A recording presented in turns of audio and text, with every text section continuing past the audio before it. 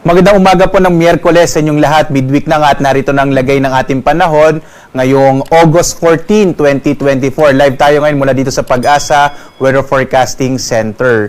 Sa ating latest satellite images nga natin, wala tayong bagyo na binabantayan sa loob ng Philippine Area of Responsibility.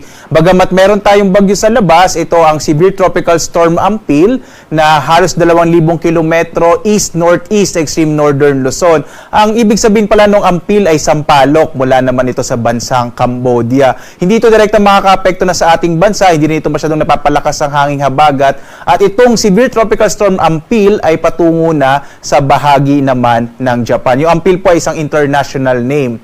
At sa ngayon nga, itong southwest monsoon ang nakaka-apekto partikular na sa may kanlurang bahagi ng northern and central Luzon at ito magdadala ng maulap na kalangitan na may mas malaking tsansa ng mga pag-ulan, partikular na sa bahagi ng Ilocos Region at dito sa may area naman ng Batanes at Babuyan Islands. Inaasahan natin hanggang sa mga susunod na araw hanggang Biyernes, posibleng makaka-apekto pa rin ang southwest monsoon, partikular na sa Ilocos Region at sa may extreme northern Luzon.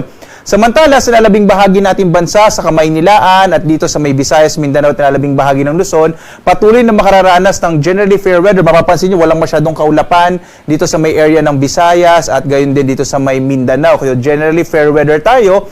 Liban na lamang, posible pa rin yung mga early morning rain showers at gayon din sa hapon hanggang sa gabi na mga thunderstorms na posible po magtagal ng mga 1 hanggang 2 oras. Sa nakikita nga natin, basta pinakuling datos natin, medyo maliit din siya sa magkaroon tayo ng bagyo hanggang sa pagtatapos ng linggong ito. So expect lang natin mga localized thunderstorms sa hapon hanggang sa gabi. Kaya mainam, may dala pa rin tayong pananggalang sa ulan. Samantala, dito nga sa Luzon, narito ating nasa magiging lagay ng panahon. Malaki yung tsansa ng mga pag-ulan sa may area ng Ilocos Region at Batanes, kasama yung Babuyan Islands dulot ng southwest monsoon.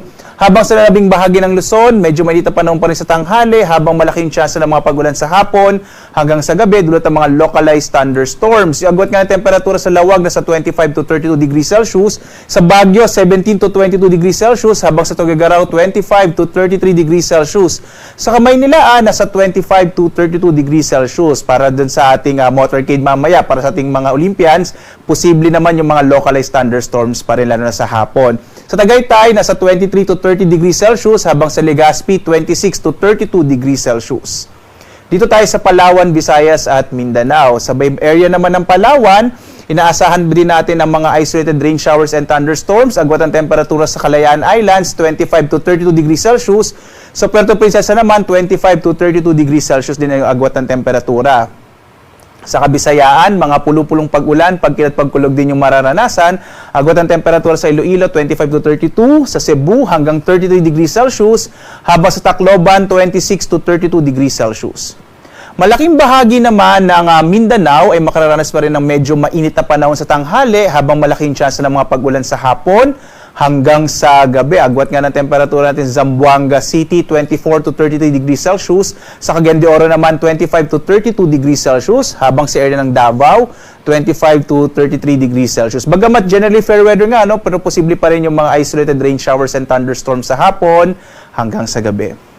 Sa ngayon nga, wala rin tayong nakataas na gale warning, kaya ligtas sa pumalaot ang mga sakyang pandagat at maliliit na mga bangka sa mga baybayin ng ating bansa. Bagamat patuloy tayo nagbibigay ng paalaala kapag meron tayong mga severe thunderstorms, kung minsan maaaring lumakas yung alon ng karagatan, kaya iba yung pag-iingat, lalong-lalo na yung maliliit na mga bangka. Ang araw naman natin, sisikat mamayang 5:42 na umaga at lulubog, ganap na 6:19 ng gabi.